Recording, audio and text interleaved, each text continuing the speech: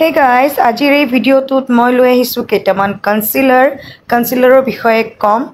আৰু আপোনালোকৰো চাগে কনফিউজন হয় যে কেনেকুৱা টাইপৰ কনসিলাৰ লম কেতিয়া লগাম কোনটো লম তেনেকুৱাকৈ কনফিউজন হৈ থাকে চাগে তো আজি এইটো ভিডিঅ'ত আপোনালোকৰ এইটো ক্লিয়াৰ হৈ যাব ফাউণ্ডেশ্যন নলগায়ো আমি অকল কনসিলাৰ লৈ পেলাই কাম চলাই দিব পাৰোঁ তেন্তে ভিডিঅ'টো শেষলৈকে চাই থাকিব প্ৰথমতে জানি লওঁ আহক কনসিলাৰ আচলতে হয় কি কনসিল মানে নামটোতে মিনিংটো আছে কনসিল মানে ঢাকি ৰখা মানে কনসিল কৰি দিয়া তো আমাৰ স্কিনত যিবিলাক প্ৰবলেম আছে যিবিলাক আমি দেখুৱাব নিবিচাৰোঁ সেইবোৰ কনসিলাৰে ঢাকি দিয়ে যেনে ধৰক ডাৰ্ক সাৰ্কেল একনি মাৰ্কস তাৰপিছত পিগমেণ্টেশ্যন হাইপাৰ পিগমেণ্টেশ্যন মানে যদি আপোনাৰ স্কিনত যিকোনো প্ৰবলেম যিয়ে থাকক কনসিলাৰে সেইবিলাক একদম ঢাকি দিব পাৰে এতিয়া বলক জানো টাইপছ কি থাকে প্ৰথমতে এইটো হৈছে লিকুইড কনসিলাৰ বিলাক একদম হালকা হয় আৰু ইজিলি মানে ব্লেন্ড হৈ যায় সেনসিটিভ আৰু অইলি স্কিনৰ কাৰণে ভাল হয়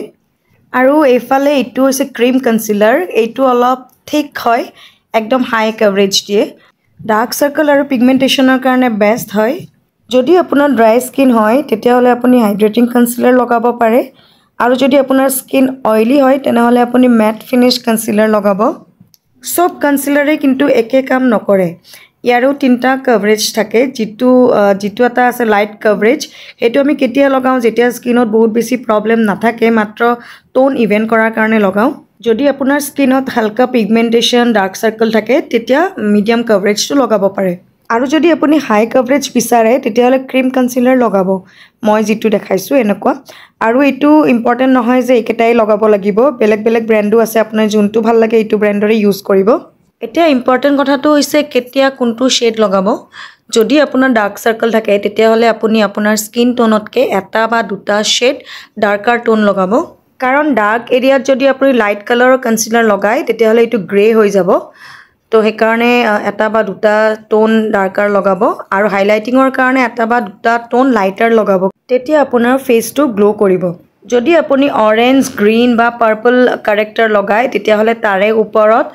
স্কিন টোনৰ লগত মিলাকে এক্সাক্ট শেড এটা লগাব যাতে বেলেঞ্চ হৈ যায় গতিকে আপুনি আপোনাৰ স্কিন টাইপটো চাইহে কনসিলাৰ কিনিব আৰু বহুত বেছি কনসিলাৰ নলগাব নহ'লে কি লাগে আৰু কনসিলাৰ আঙুলিৰে কেতিয়াও এপ্লাই নকৰিব ব্ৰাছ বা বিউটি ব্লেণ্ডাৰেৰে ইউজ কৰিব এপ্লাই কৰিব